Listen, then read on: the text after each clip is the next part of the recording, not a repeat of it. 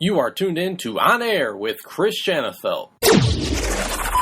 Welcome back On Air with Chris Shanafelt, and we have another player spotlight interview for you guys this morning, as I am now joined by 2020 NFL Draft prospect.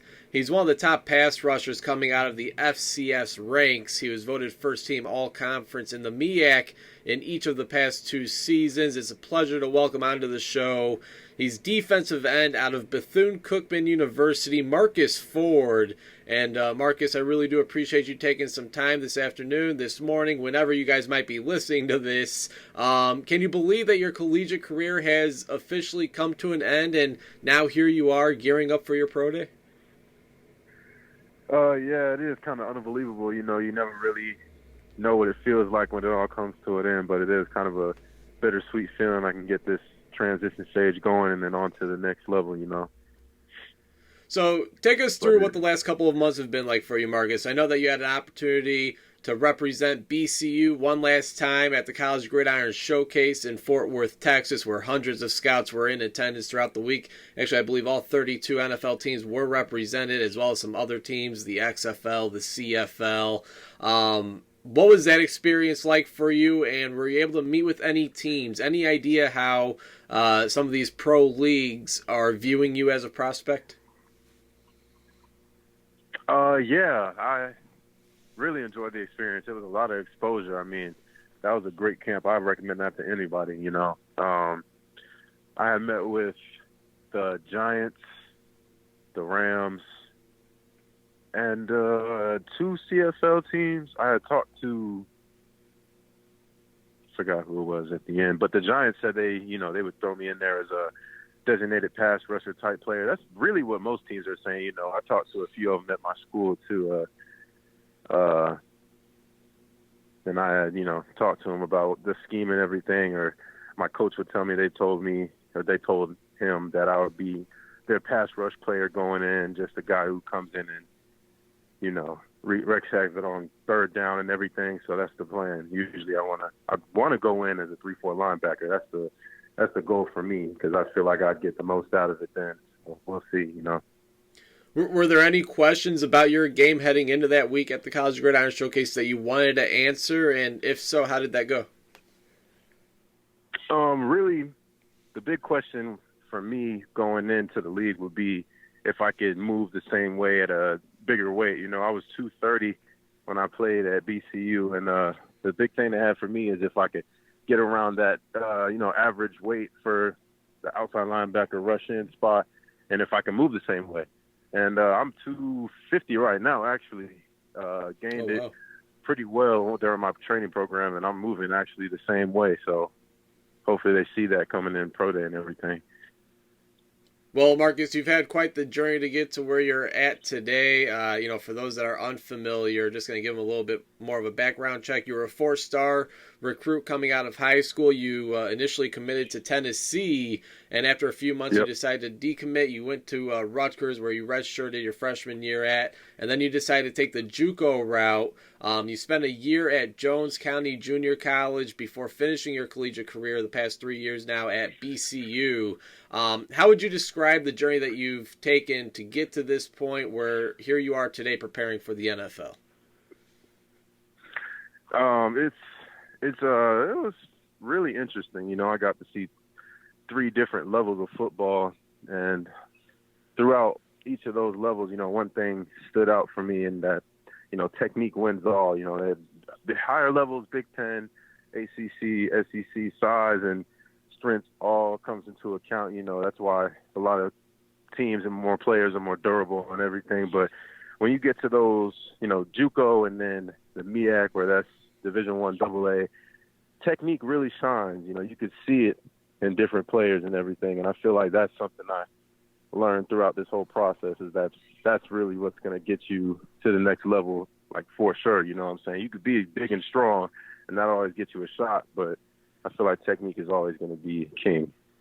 Yeah, no doubt about it. Obviously, many have said it, and I've said it many times. If you can play they'll certainly find you at the next level. And Marques, at Jones County Junior College, if I did my research correctly, I see that you're teammates with Javon Kinlaw. Yep. Again, one of the top defensive prospects in this year's draft. He obviously went to South Carolina after his time at Jones County. I can only imagine how opposing offensive linemen and quarterbacks felt. I mean, nasty do on the defensive line. What exactly was it like to play alongside him, and how did you guys gel together on the defensive line at Jones County? It was great. Having him by his side is always a blessing. He was a great player. He was a little bit more raw when he was over at Jones County. He's a complete player now, if you can see. But both of us were kind of just getting in our groove and growing into, going to be the Division I players that we were.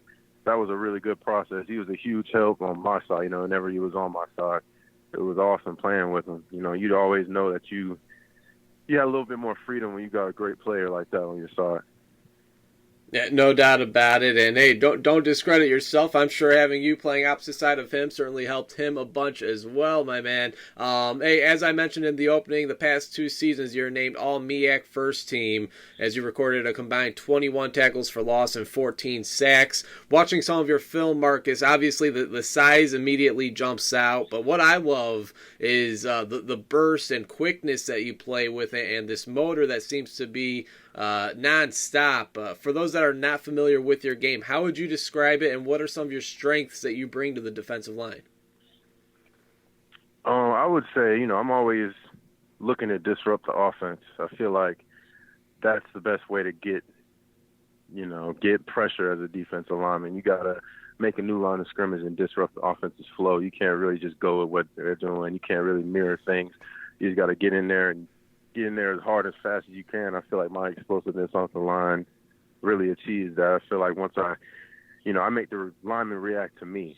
That's the goal I have every time I'm on the field. Again, we're chatting with 2020 NFL draft prospect. He's a defensive end / outside linebacker out of Bethune Cookman University, Marques Ford. And Marques, I see that the Bethune-Cookman official website has you listed at 6'4", 235. I know just a few minutes ago you said you're at about that 250 range. Yep. Is that 6'4" accurate, though? I know sometimes these websites like to inflate some of the listings. Can you just kind of update us on your current height and weight? Well, I've gotten 6'4" some places. I've gotten 6'2" some places for some odd reason. I don't know. But I'd say I'm a true 6'3". Okay, right in the middle. Hey, still great size, a size that you'd like to see on the defensive line, or even the as an outside linebacker. Where are you currently training at? Obviously now you're probably just gearing up for the pro day. You got the All-Star circuit behind you. Where exactly are you training at? What's your training schedule kind of looking like these days? I'm training at Cooper Performance Center over here in Tampa, my hometown. Schedule is pretty much every day training, and the weekends are off, so it's nonstop until pro day pretty much. And where is your pro day going to be at? Will it be at Bethune-Cookman? Are you going to aim to get to one of the bigger programs pro day, or is that still kind of up in the air at this point? We had a lot of scouts come to the school during my season, plenty of scouts, honestly. So I'm confident that they're going to show up to BCU's pro day. We have a lot of great players too. It's not just me. We got Jimmy Robinson and Trevor Merritt. We got a few good players that are going to be getting a shot. So I feel like I'm going to be pretty good, well off at BCU's pro day.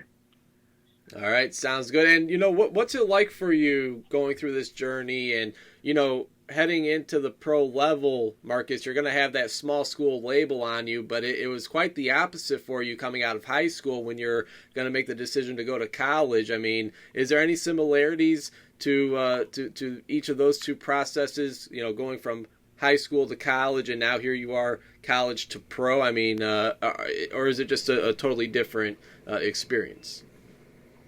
For the most part, it's the same. Just once you get into that next level, compared to college, NFL, it's a little bit less leniency. College they give you 4-year scholarship, but they really want to develop you over the years. You can get red shirt, and I'm sure kind of being on a practice squad in the NFL is somewhat the same thing. But, you got to always be on point in the league, and I feel like that's the biggest thing. So you got to come in at your peak. Couple more questions for the 2020 NFL Draft prospect, defensive end, outside linebacker out of Bethune Cookman University, Marques Ford. And Marques, let's say we had all 32 NFL general managers. They're tuned into this very interview. Why should they want you a part of their team? How are you going to make their organization, their football team, an overall better team on the defensive side of the football? Well, I'm going to come in determined, ready to get going, ready to absorb everything. I've been through 3 levels of college, so I absorb everything. I absorb everything I can. I try to understand as much as I can as soon as possible so I can put it on the field and show that I can do what, they recruited me to do or they wanted me to come in there and do.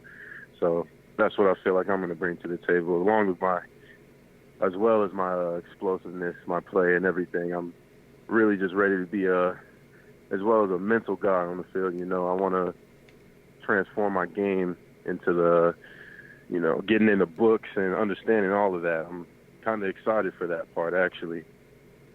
Well, there's one thing certain. You're a pass rush specialist. You've gotten after a lot of quarterbacks over the years, Marques. I'm curious, if you had your choice, who would you like to get that first NFL sack on at the next level? Definitely Lamar Jackson. Okay, Lamar Jackson. Hey, arguably the best quarterback today. Now, I'll tell you what. In a few months when you're drafted by the Baltimore Ravens, I'll be sure to send Lamar this clip. All right. All right, man. Hey, final question for you. Appreciate your time. Obviously, we're just a couple days away from the Super Bowl. Should be a great matchup. Kansas City Chiefs taking on the San Francisco 49ers. I got to get a prediction from you before we let you go. Oh, it's always the 49ers. I mean, I kind of thought the Chiefs were good and everything. They do a great job at what they do, but I just feel like the 49ers are going to come in and blow them out. That's just my prediction. At least 2 touchdowns. Oh wow! All right, that's interesting, man. That's pretty that's pretty interesting. I gotta say, I wasn't expecting that. I'm with you. I do think the San Francisco 49ers are going to get the win. I just think overall they're the better team, and I think their defense will make a couple more plays than the Kansas City Chiefs defense, and that'll ultimately put them on the winning end. But hopefully it's come down to turnovers. Right. And obviously, as both you and I know, this is still a defensive football game. Defense does win championships. We've seen it just last year, obviously with the Patriots defeating the Rams 13-3. But hopefully it's a must-watch game. Hopefully it lives up to the expectations, and we'll see who gets the victory. Well, Marques, I really appreciate you taking some time this morning. Really enjoyed chatting with you. Congrats on all the success up to this point, and of course, wishing you all the best at that Pro Day, and of course at the 2020 NFL Draft. Thanks for your time, man. All right, I appreciate that. Thanks for having me.